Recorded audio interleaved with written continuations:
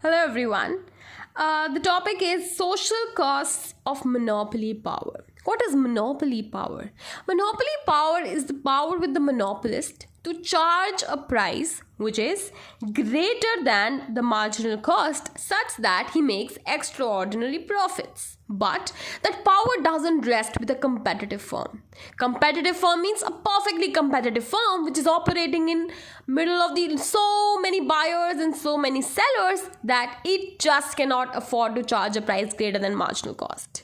So what is the opportunity here with a monopolist is to make some extraordinary profits. But how does he make those profits? He does so at the expense of some loss in surplus. So society loses as a whole when a monopolist charges a price greater than marginal cost. Let's see how. Now this is your AR curve, demand curve. This is your marginal revenue curve, and that is your marginal cost curve. Initially in this book, actually there were no lines running from here. These two curves were starting from this point and your cost curve would be starting from this point. I would suggest you to make the diagram in the fashion that you close the diagram towards the y-axis. So stretch above these points till this point, and this curve also stretched up until this point, and then classify this upper triangle as E and this particular portion as D.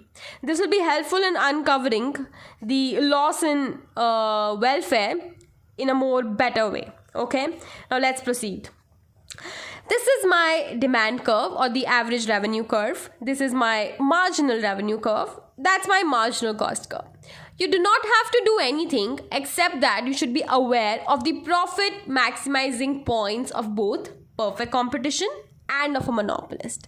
Let me ask you, at what point does a perfectly competitive firm makes the maximum profits? It does so at a point where price is equal to marginal cost. So PC is equal to MC at this point, and the quantity produced by the perfectly competitive firm is QC. So PC and QC denote a perfectly competitive firm's prices and quantity. Now at this price and quantity, what is the consumer surplus and what is the producer surplus? Consumer surplus is the area below the price line and above the price. Okay, below the demand curve or the price line. I just confused you. Below the demand curve and above the price charged. And producer surplus is above the marginal cost curve because that's the supply curve for the firm, and below this price charged. So let's look at over here. This is PC means perfect competition, CS means consumer surplus, and PS is producer surplus. So in perfect competition, consumer surplus is the area E plus A plus B, and producer surplus will be area C plus D. Okay, and I written over here. Now let's look at the monopolist. A monopolist chooses to produce at a point where marginal revenue equals marginal cost, that is this point. And at this point I see my quantity is QM, price as mapped from the demand curve is PM. That means monopolist is indeed charging a higher price greater than the price charged by a competitive firm. So monopolist is doing so at the expense of loss in surplus. Let's see how. If price is PM, quantity is QM, what is the consumer surplus? Consumer surplus is above the price line below the demand curve area E. I've written over here, monopoly has consumer surplus E. And what will be the producer surplus? Producer surplus is below the price line and above the marginal cost curve, that is A plus D.